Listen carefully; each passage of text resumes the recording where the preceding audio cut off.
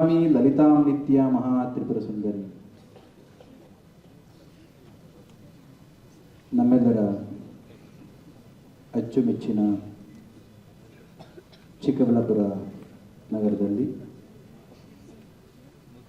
ನೂತನವಾಗಿ ನಿರ್ಮಿಸಿರ್ತಕ್ಕಂಥ ಕನ್ನಡ ಭವನ ಬಹಳ ಕಾಲದ ನಂತರದಲ್ಲಿ ಲೋಕಾರ್ಪಣೆಗೊಳ್ತಾ ಇರ್ತಕ್ಕಂಥ ಈ ಪವಿತ್ರ ಕಾರ್ಯಕ್ರಮ ಜೊತೆಯಲ್ಲಿ ಈ ವರ್ಷದ ನಮ್ಮ ಕನ್ನಡ ಸಾಹಿತ್ಯ ಪರಿಷತ್ತಿನ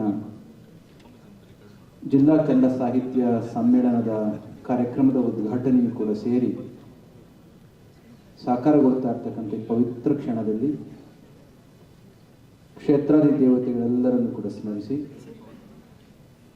ನಮ್ಮೆಲ್ಲರ ಆರಾಧ್ಯ ದೈವ ಪದ್ಮಭೂಷಣ ಜಗದ್ಗುರು ಡಾಕ್ಟರ್ ಶ್ರೀ ಬಾಲ್ ಗಂಗಾಧರನಾಥ ಮಹಾಸ್ವಾಮೀಜಿಯವರ ದಿವ್ಯ ಚೇತನಕ್ಕೆ ಮನಸ್ಸಾನ್ವಿಸಿ ಕಾರ್ಯಕ್ರಮದಲ್ಲಿ ಉಪಸ್ಥಿತರಿದ್ದು ಉದ್ಘಾಟನೆಯನ್ನು ಮಾಡಿಕೊಟ್ಟಂಥ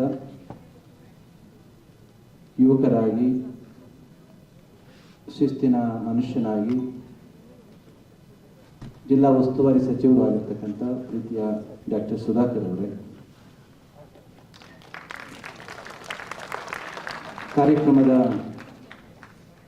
ಕಾರ್ಯಕ್ರಮದ ಸಾಹಿತ್ಯ ಪರಿಷತ್ತಿನ ಸಾಹಿತ್ಯ ಸಮ್ಮೇಳನದ ಸರ್ವಾಧ್ಯಕ್ಷರಾದ ಗೋಪಾಲಗೌಡ ಕಲ್ಲುಮಂಜಲಿಯವರ ಮಾತುಗಳನ್ನು ಕೇಳಿದಿರಿ. ನಮಗೆ ಬಹು ಪರಿಚಿತರು, ಬಹು ಪ್ರಿಯರು, ಈ ನಾಡಿನ ಮುಖ್ಯಮಂತ್ರಿಗಳಾಗಿ ಸೇವೆಯನ್ನು ಮಾಡಿ ನಂತರದಲ್ಲಿ ಕೇಂದ್ರ ಸರ್ಕಾರದಲ್ಲಿ ಲಾ ಮಿನಿಸ್ಟರ್, ಪೆಟ್ರೋಲಿಯಂ ಮಿನಿಸ್ಟರ್, ಹಲವಾರು ಖಾತೆಗಳನ್ನು ಯಶಸ್ವಿಯಾಗಿ ನಿರ್ವಹಿಸಿದ ರಾಜಕಾರಣಿಯಾಗಿದ್ದೂ ಕೂಡ ಒಬ್ಬ ರಾಜಕೀಯ ಮುತ್ಸದ್ದಿ ಹೇಗಿರಬೇಕು ಅಂತಕ್ಕಂಥದ್ದನ್ನು ತಮ್ಮ ನಡೆಯ ಮುಖಾಂತರ ತೋರಿಸಿಕೊಟ್ಟು ರಾಜಕಾರಣಿಗಳು ಕೂಡ ಉತ್ತಮ ಸಾಹಿತ್ಯವನ್ನು ರಚಿಸಿದರೆ ಹೇಗೆ ರಚನೆ ಮಾಡ್ಬೋದು ಅಂತಕ್ಕಂಥದ್ದನ್ನು ತೋರಿಸಿ ಜ್ಞಾನಪೀಠ ಪ್ರಶಸ್ತಿಗೆ ಸರಿಸಮಾನವಾಗಿರ್ತಕ್ಕಂಥ ಇನ್ನೊಂದು ಸರಸ್ವತಿ ಸನ್ಮಾನ್ ಪ್ರಶಸ್ತಿಯನ್ನು ಕೂಡ ಪಡ್ಕೊಂಡಂಥ ನಮ್ಮ ಪ್ರೀತಿಯ ವೀರಪ್ಪ ಮೊಯ್ಲಿಯವರ ಉಪಸ್ಥಿತಿಯಲ್ಲಿ ಕಾರ್ಯಕ್ರಮದ ಅಧ್ಯಕ್ಷತೆಯನ್ನು ವಹಿಸಿರ್ತಕ್ಕಂಥ ಯುವ ಶಾಸಕ ಪ್ರೀತಿಯ ಪ್ರದೀಪ್ ಈಶ್ವರ್ ಅವರೇ, ನಮ್ಮ ಗೌರಿಬಿದನೂರು MLA ಅವರಾಗಿರ್ತಕ್ಕಂಥ ಪುಟ್ಟಸ್ವಾಮಿಗೌಡರಿದ್ದಾರೆ, ಹಿಂದಿನ MLA ಆಗಿ ಸಚಿವರು ಆದಂಥ ಶಿವಶಂಕರ ರೆಡ್ಡಿ ಅವರಿದ್ದಾರೆ, DC ಅವರಾಗಿ ಎಲ್ಲ ಅಧಿಕಾರಿಗಳಿದ್ದವರೇ, ಸಾಹಿತಿಗಳೇ, ಸಾಹಿತ್ಯ ಪರಿಷತ್ತಿನ ಅಧ್ಯಕ್ಷರಾದಂಥ ಜಿಲ್ಲಾ ಕೋಡಿಲಿಂಗಪ್ಪನವರೇ, ವೇದಿಕೆಯಲ್ಲಿ ಆಸೀನರಾಗಿರ್ತಕ್ಕಂಥ ಎಲ್ಲ ಮಾನ್ಯರೇ, ಇಷ್ಟೊತ್ತಾದರೂ ಕೂಡ ಶ್ರದ್ಧೆಯಿಂದ ಕುಳಿತು ಕಾರ್ಯಕ್ರಮ ನಡೆಸ್ಕೊಡ್ತಾ ಇರ್ತಕ್ಕಂಥ ಸಾಹಿತ್ಯ ಅಭಿಮಾನಿಗಳೇ, ಪ್ರೀತಿಯ ಮಕ್ಕಳೇ, ಮಾಧ್ಯಮ ರಂಗದವರೇ, ಸಾಹಿತ್ಯದ ಗೋಷ್ಠಿಗಳು ಪ್ರಾರಂಭ ಆಗಬೇಕಾಗಿದೆ. ಅದಕ್ಕೂ ಪೂರ್ವದಲ್ಲಿ ಷಡಕ್ಷರಿಯವರು ಹಿಂದಿನ ಸಾಹಿತ್ಯ ಸಮ್ಮೇಳನದ ಅಧ್ಯಕ್ಷರಾಗಿ ಈಗ ತಾನೇ ತಮ್ಮ ಅಧಿಕಾರವನ್ನು ಗೋಪಾಲಗೌಡರಿಗೆ ಅಧಿಕಾರವನ್ನು ಹಸ್ತಾಂತರ ಮಾಡಿಕೊಟ್ಟಿದ್ದಾರೆ. ಪ್ರಸಾದದ ನಂತರದಲ್ಲಿ ತಮ್ಮ ಅಧ್ಯಕ್ಷತೆಯಲ್ಲಿ ಹಲವಾರು ಗೋಷ್ಠಿಗಳನ್ನ ನಡೆಸ್ಕೊಡೋರಿದ್ದಾರೆ ಗೋಪಾಲಗೌಡ ಕಲ್ಲುಮಂಜಲಿಯವರು. ಈ ಹೊತ್ತಿನಲ್ಲಿ ನಮ್ಮ ತಾಯಿ ಭಾಷೆ ಕನ್ನಡ ಭಾಷೆಯನ್ನು ಉಳಿಸಿ ಬೆಳೆಸಿಕೊಂಡು ಹೋಗ್ತಕ್ಕಂಥ ಅನಿವಾರ್ಯತೆ ಎಷ್ಟು ಇದೆ ಮತ್ತು ಎಷ್ಟು ಕಷ್ಟ ಇದೆ ಅಂತಕ್ಕಂಥದ್ದನ್ನು ಅಧ್ಯಕ್ಷರು ತಮ್ಮ ಅಧ್ಯಕ್ಷೀಯ ನುಡಿಗಳಲ್ಲಿ ಹೇಳಿದ್ದಾರೆ. ಕಾವ್ಯಶಾಸ್ತ್ರ ವಿನೋದೇನ ಕಾಲೋ ಗಚ್ಚತಿ ಧೀಮತಾಂ ಒಂದು ಪುಸ್ತಕವನ್ನು ಕೊಟ್ಟಿದ್ರು, ನೋಡ್ತಾ ಇದ್ದಾರೆ, ಅವರಿಗೆ ಇತ್ತು. ನಮ್ಮ ಶಾಸ್ತ್ರದಲ್ಲಿ ಒಂದು ಮಾತು ಹೇಳ್ತಾರೆ, ಕಾವ್ಯಶಾಸ್ತ್ರ ವಿನೋದೇನ ಕಾಲೋ ಗಚ್ಚತಿ ಧೀಮತಾಂ.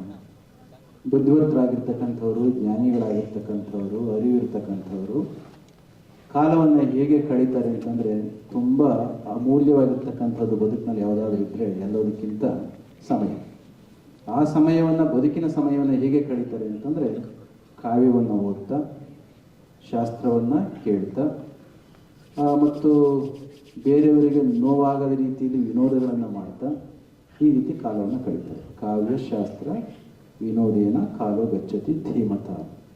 ಇನ್ನೊಂದು ವರ್ಗ ಇದ್ದೇ ಇರುತ್ತೆ ಅಲ್ಲ, ಹಗಲಿದ್ದಾಗ ರಾತ್ರಿ, ಪಾಸಿಟಿವ್ ಇದ್ದಾಗ ನೆಗೆಟಿವ್ ಇದ್ದೇ ಇರ್ತದೆ. ವ್ಯಸನೇನತ್ತು ಮೂರ್ಖಾಣ ನಿದ್ರೆಯ ಕಲಹೇನವ. ವ್ಯಸನಗಳು, ಬೇರೆಯವ್ರ ಮೇಲೆ ದೂರ ಹೇಳ್ಕೊಂಡು ನಿದ್ರೆ ಮಾಡಿಕೊಂಡು ಸೋಮಾರಿಗಳಾಗಿ ಕಾಲ ಕಳೀತಾರಂತೆ ಅವರು.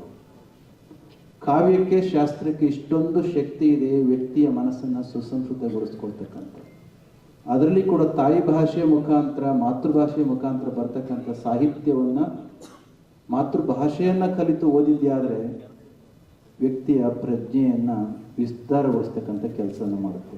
ಆ ಕಾರಣಕ್ಕೋಸ್ಕರ ಸಾಹಿತ್ಯ ಪರಿಷತ್ತಿನ ಮುಖಾಂತರ ಅಖಿಲ ಭಾರತ ಕನ್ನಡ ಸಾಹಿತ್ಯ ಸಮ್ಮೇಳನ ಆಗೋದು ಒಂದು ಕಡೆ ಆದದ್ದೇ ಆದರೆ, ಜಿಲ್ಲಾ ಮಟ್ಟದಲ್ಲಿ, ತಾಲೂಕು ಮಟ್ಟದಲ್ಲಿ ಕೂಡ ಸಾಹಿತ್ಯ ಸಮ್ಮೇಳನಗಳು ನಡೀತಾ ಇದ್ದದ್ದೇ ಆದರೆ ಅದು ಎಲ್ಲ ಹಂತಕ್ಕೂ ಕೂಡ ಹೋಗಲಿಕ್ಕೆ ಸಾಧ್ಯ ಆಗುತ್ತೆ.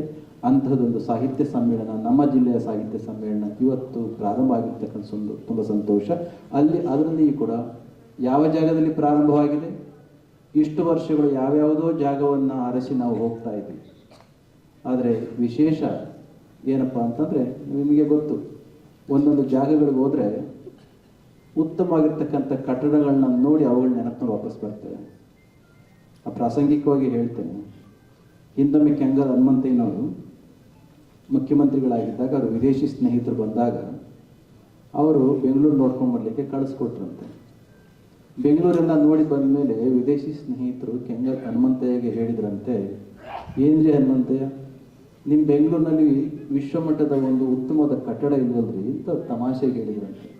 ಅದನ್ನು ಚಾಲೆಂಜಾಗಿ ತೆಗೆದುಕೊಂಡು ಕೆಂಗಲ್ ಹನುಮಂತಯ್ಯನವರು ನಮ್ಮ ದೇಶದಲ್ಲೇ ಉತ್ತಮವಾಗಿರ್ತಕ್ಕಂಥ ಎಲ್ಲ ವಿಧಾನಸೌಧಗಳಿಗಿಂತ ಅತ್ಯುತ್ತಮವಾಗಿರ್ತಕ್ಕಂಥ ವಿಧಾನಸೌಧವನ್ನು ಬೆಂಗಳೂರಿನಲ್ಲಿ ಕಟ್ಟಿಸಿದ್ರು. ಅದೆಷ್ಟು ಮನಮೋಹಕವಾಗಿ ಕಂಡಿತ್ತು.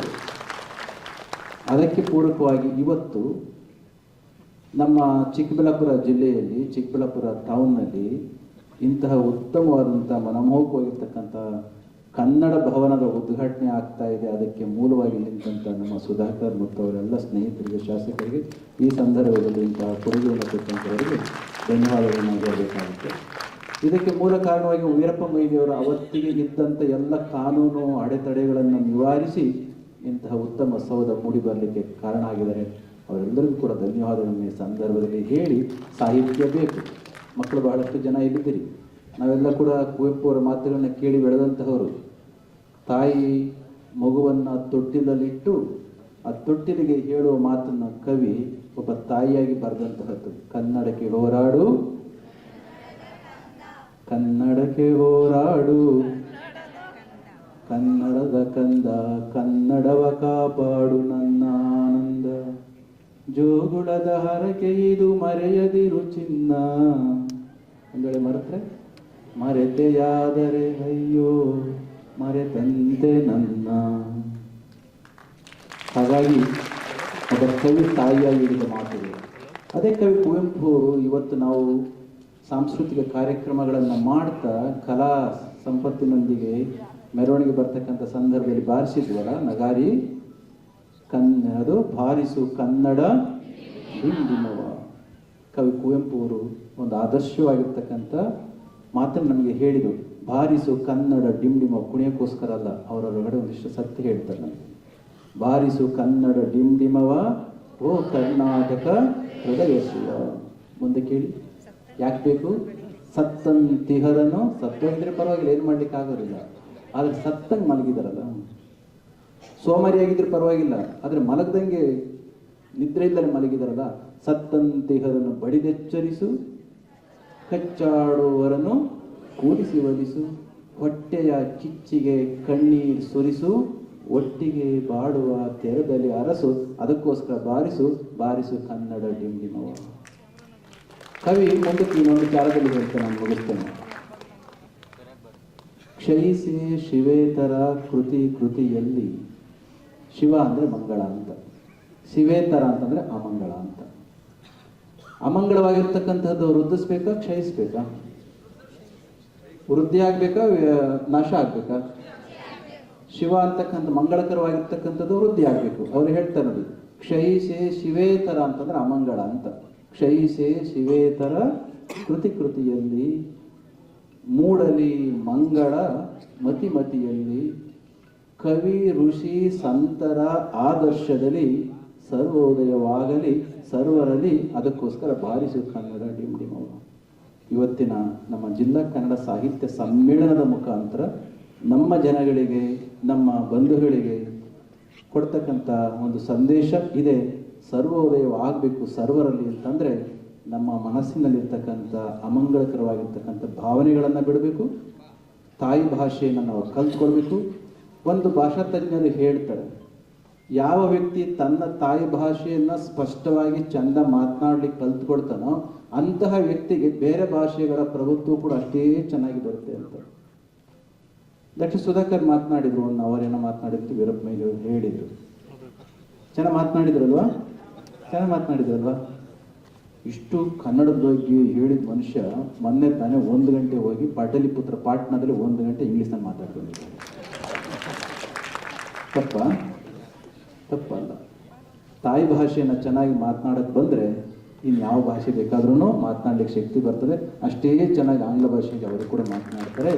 ಕವಿ ಕುವೆಂಪು ಅವರು ಗೊತ್ತಲ್ವ, 2000 ವರ್ಷಗಳ ಶಾಸ್ತ್ರೀಯ ಸನ್ಮಾನ ಉಳ್ಳಂಥ ನಮ್ಮ ಕನ್ನಡ ಭಾಷೆಗೆ ಮೊದಲು ಜ್ಞಾನಪೀಠ ಪ್ರಶಸ್ತಿಯನ್ನು ತಂದುಕೊಂಡಂಥವರು ಕವಿ ಕುವೆಂಪು ಅವರು. ಅವರು ಚಿಕ್ಕ ವಯಸ್ಸಿನಲ್ಲಿ ಬರೆಯಕ್ಕೆ ಪ್ರಾರಂಭ ಮಾಡಿದ್ದೇನೆ ಇಂಗ್ಲೀಷ್ನಲ್ಲಿ. ಅವ್ರು ಕುವೆಂಪು ಅವರು ಹೇಳ್ತಾರೆ, ನನ್ನ ತಾಯಿ ಭಾಷೆಯ ಒಂದು ಸಣ್ಣ ಕವನವನ್ನೂ ಬರೆಯೋದಕ್ಕೂ ಗೊತ್ತಿಲ್ಲದ ಸಂದರ್ಭದಲ್ಲಿ ನಾನು ಬರೆಯಲಿಕ್ಕೆ ಪ್ರಾರಂಭ ಮಾಡಿದ್ದೇನೆ ಇಂಗ್ಲೀಷ್ನಲ್ಲಿ. ಅವರ ಮೊದಲ ಕವನ ಸಂಕಲ ಕೊಳಲು ಅಲ್ಲ, ಕೊಳಲು ಬಂದದ್ದು much later, after very long time it came. ಮೊದಲು ಯಾವ್ದು ಗೊತ್ತಾ? ಬಿಗಿನರ್ಸ್ ಮ್ಯೂಸ್, ಅದು ಬರೆದದ್ದು. ಬಹುಶಃ ಹಾಗೆ ಹೊರಟು ಹೋಗ್ತಿದ್ರೇನೋ.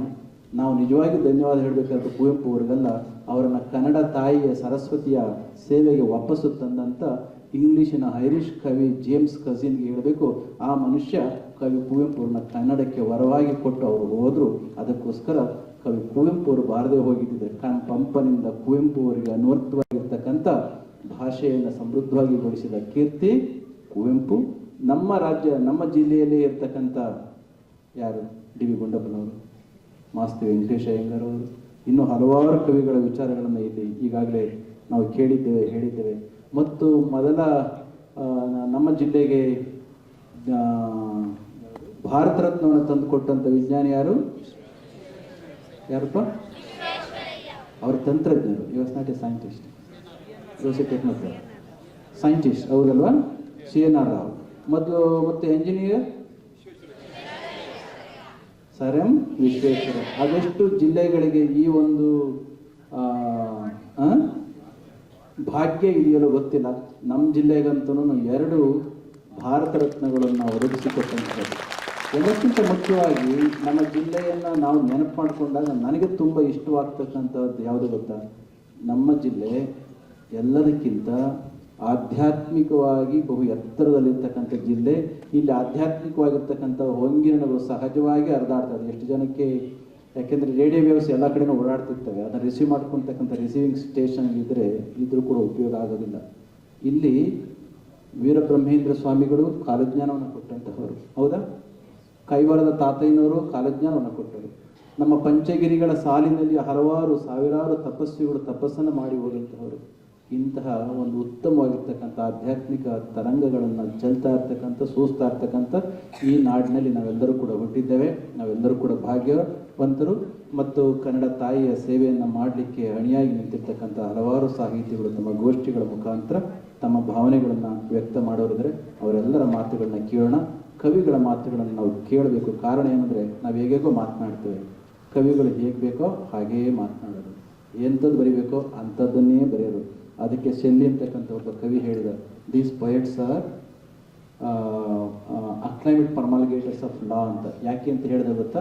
ಈ ಕವಿಗಳು ಹೇಗೇನಾದರೂ ಒಂದು ಮಾತನ್ನು ಹೇಳ್ತಾರೆ, ಇಫ್ ಲೆಜಿಸ್ಲೇಟರ್ಸ್, ಇವರೆಲ್ಲ ಲೆಜಿಸ್ಲೇಟರ್ಸ್, ಲಾ ಮೇಕರ್ಸ್, ನಮ್ಮ MLAಗಳು, ಮಿನಿಸ್ಟರ್ಸ್, ಇವರೆಲ್ಲರೂ ಕೂಡ ಶಾಸನ ಸಭೆಗಳಲ್ಲಿ ಕುಳಿತು ಶಾಸನಗಳನ್ನು ಸಮಾಜದ ಅಭಿವೃದ್ಧಿಗೋಸ್ಕರ ರೂಪಿಸ್ತಕ್ಕಂಥವ್ರು. ಕವಿ ಶೆಲ್ಲಿ ಹೇಳ್ತಾನೆ, these poets are acclaimed promulgators of law. ಯಾಕೆ ಅಂತ ಹೇಳ್ತಾರೆ ಅಂತಂದರೆ, if legislators are going to develop the state of the country through the legislation on the floor of the assembly of the parliament, poets are going to separate the social evils through the literature ಅಂತ.